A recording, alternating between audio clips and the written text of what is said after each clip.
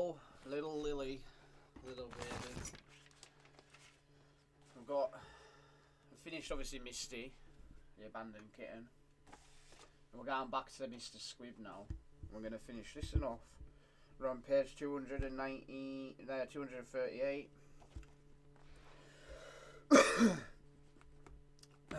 Know when to stand your ground. The early hours of the morning are not perhaps the best time to take your next risk, but on this occasion I did. It was around 3 AM in the relatively early days of Fluid, and I had finally found time to research the idea that had been rattling around in my head. Anyone who has lived in Hong Kong knows that what a big deal annual Rugby Sevens tournament is.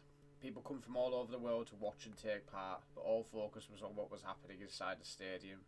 Many businesses suffered a loss of football as a result. What if we did something for them? My idea was simple, an online portal that would promote everything else going on in Hong Kong during that event. That wasn't rugby. If it went well and we attracted an audience, there might be a revenue model and getting local businesses to advertise on our website. At best, I'd have created a meaningful side business that could be used to promote the Fluid brand to potential clients. And at worst, I'd have made my point about rugby. It was while I was researching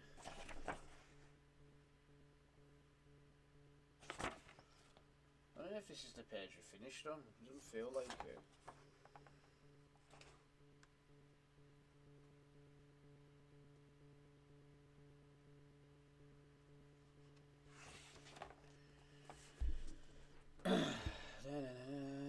At best, I've created a meaningful side business that could be used to promote our Fluid brand to potential clients, and at its worst, I'd have made my point about the rugby. It was while I was researching the idea in the small hours that I stumbled across something that suddenly made it a lot more interesting. A URL, www.hk7s.com. Surely this was a mistake. The tournament organisers must have locked this down, but they didn't. Their website was www.hk7s.com.hk. They had somehow neglected to purchase the .com address for their own website. It was sitting there available for just £15. I bought it on the spot. Initially, I hoped that I might be able to partner up with the organisers. We had a meeting and I offered work with them, but they made it clear they weren't interested. Then I faced a decision in the cold light of the day. Holding the URL, very similar to the official one, started to feel like a risk. I knew I hadn't done anything wrong. I was trying to imitate them, sell tickets or get money off them by making them buy it back. I was just wanting to run my little side hustle and see how it went. Still in the back of my mind, I started to have doubts. That was the summer and the tournament happens in the spring. Tickets go on sale in December when that window opened. Suddenly we had a massive traffic spike to our website. Our comment board filled up with questions about how to get hold of tickets, and soon a cease and desist letter arrived from lawyers on behalf of Hong Kong Sevens, telling us to stop infringing on their trademark. This wasn't some friendly approach asking us nicely. It was an aggressive lawyer's letter threatening to sue Fluid for the loss of income and to make Helen and me personally liable. At this point there was every reason to fold my hand and meekly comply. The website wasn't important or a core part of our business. It had been a stray idea that met random opportunity. I could give in to the threat and the whole thing would not have cost me much more than the initial 15, but I don't really like being told to stop when I'm almost certain I have done nothing wrong. So rather than shutting down the website, I hired some fancy lawyers of my own, and in the legal back and forth it emerged that Hong Kong Sevens didn't actually at the time own the trademark they had accused us of infringing. It's illegal to claim your own trademark when you don't checkmate. A settlement followed, which involved them paying us money to obtain the URL rather than the other way around. This was an example of where risk can happen to you rather than you deciding to commit to it. Perhaps I'd taken a small risk in deciding to press ahead with the website, but the real risk was deciding not to comply with the threatening demand. From a Magic Circle legal firm, at that point I was risking serious consequences by doubling down. So why did I take the risk? And why am I making a point of telling you this story? I think it illustrates an experience many of you will have to as entrepreneurs. There will come a time where someone comes knocking on your door with a warning or a threat of some kind. This might be friendly from a friend or an investor worried that you're doing the wrong thing, or it might come from a competitor. who is warning you to get the hell off their lawn. This is the final part of the risk muscle, knowing when and how to hold your ground. This is a balancing act, because you should always be open to feedback and advice, but you should never be easily swayed from the idea which you are committed. If you've already put that idea through the test we discussed above, knowing that it aligns with your purpose and it will help you further your dream, then you should take something very compelling to change your mind. A new piece of information involving some serious complication, of which you were previously unaware. Of the thing about risk is that other people will often try to dissuade you from it. You can't let their fears cloud your judgment. Always remember that if you don't learn to take risks, you are agreeing to a life, your life, according to other people's rules and priorities, diverging from them. And I can guarantee at least some people will try to stop you. You have to learn when to block out those voices and stop them from eroding your conviction. If after all you are still unsure about taking the risk, you can apply the final test. What are you doing it for? If you're taking a risk in order to build something and move forward towards your dream, then it is a very chance you're doing the right thing. Even if the bet doesn't pay off, you will learn something. Though the failure, back yourself unless you can accept traditionally good reason not to. The less healthy type of risk is the ones that offer you some kind of dodge or shortcut, the opportunity to cut a corner in a way that instinctively tells you may be a problem. This is where you need to be very wary of the risk and highly discriminate in your approach. I learned this at an early stage with Fluid. I hired an accountant who had come recommended and who advised me that we should get engaged in a practice called carrying forward income so that it was taxed in the next financial year rather than the current one. She told me it was entirely legal and it made financial sense. This was 2003 when Hong Kong's economy was still suffering from SARS outbreak, and the idea of reducing that year's tax bill was appealing. I said yes, even though I felt uneasy about the financial practice. I didn't fully understand it, which sounded too good to be true. Fast forward 3 years, and we had a new accountant who quickly informed me that we had in fact broken the rules and escaped tax through or to have been paid. He worked with Hong Kong tax authorities to reach a settlement that amounted to a backdated tax demand without additional fines, probably a kinder outcome than we deserved, and I vowed that I would never dabble in creative accounting again. In the process, I had learned that this was the worst risk to take. I hadn't fully done my research. I trusted someone simply because they told me what I wanted to hear, and I was trying to get something for nothing. Ever since, I have always tried to avoid the risks where about schemes and shortcuts, and to focus on those where I am doing something that has the chance to build a sustainable value for one of my businesses. Those are the risks you never feel queasy about, even when they go wrong. This risk muscle is one of the most important skills you can develop as a business owner. I call it a muscle because we all have it, and we can build it with the right sort of training. It's hard steeling yourself to take risks. In a world that often tells you not to, but this is a non-negotiable part of the journey we are on. Your dream is not going to fall into your lap, and we aren't going to have to take risks to achieve it. But if you follow the steps I have set out, then you will learn that the risk is something to be feared, but simply part of the job. You'll also learn that it can be a lot of fun.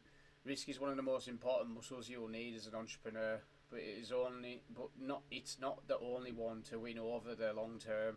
You'll need something else that everyone can have, but too many people don't. Our next subject is one of the most simple and obvious in this book, but also one of the most important. It's an idea that is incredibly easy to understand and much harder to implement. Probably more than anything, this makes the difference between people who dream dreams and the ones who achieve them. I'm talking about persistence. Keep going. When you think of business role models, the people that come to mind didn't usually live 500 years ago and do their best work with sharp objects.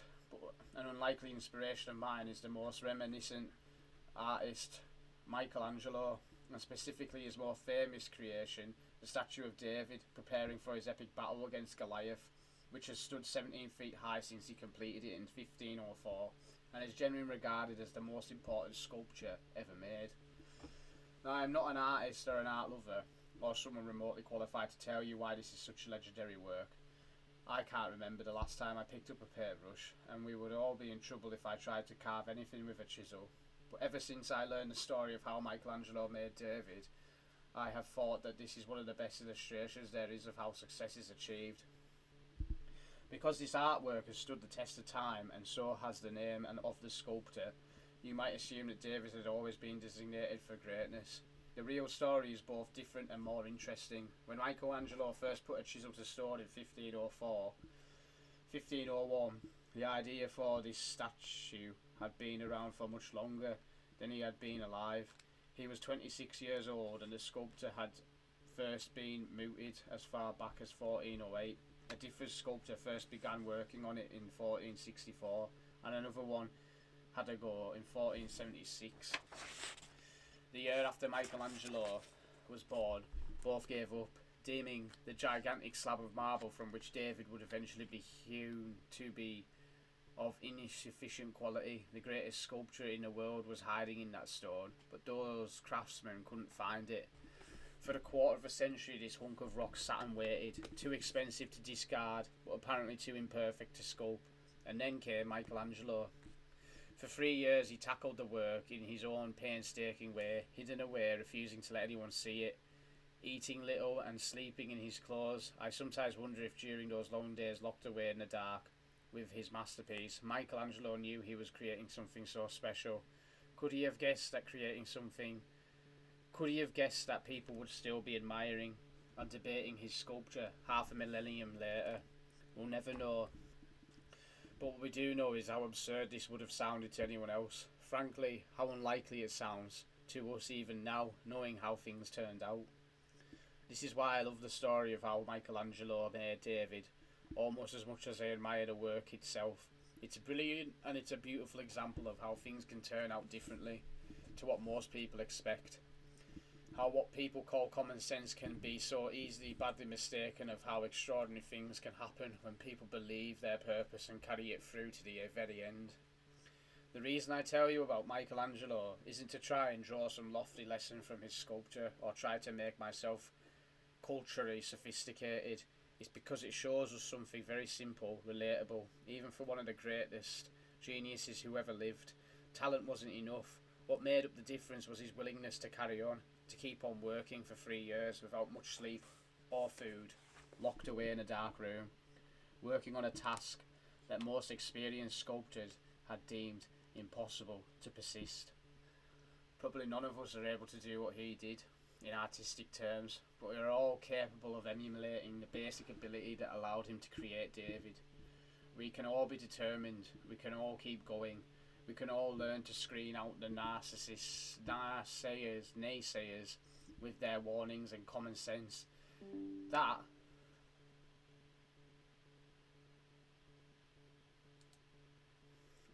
That is persistence, one of the most important human skills, one of the simplest and sadly one of the most lacking. Anyone can harness it, but far too many people don't or haven't fully grasped its meaning. That is why this next part is dedicated to dedication, how to carry on. So much easy to hold up our hands. This is the easy bit. That's paradoxically also the really hard bit. Far too many people gave up at the wrong time and for the wrong reasons in this chapter. I'll show you how you can avoid their fate. Learn persistence and keep your dream alive until it's finally within reach. Pure persistence is the next one, Lil. And we must be persistent in this life, because that is all we've got. The drive to get up and keep going, even when all seems hopeless and pointless. Even when everyone around you is telling you to stop, and don't ever believe them. You've just got to believe in yourself. Always. Don't listen to anybody. They don't know who you really are. Only you do. Only you know what you can achieve. Only you know how far you're willing to go in this thing we call life. And that is it. Another chapter from Mr. Squib. I hope you enjoyed it. I hope you're having a nice sleep, and yeah, your dad misses you, but hi ho. See you soon, Lil.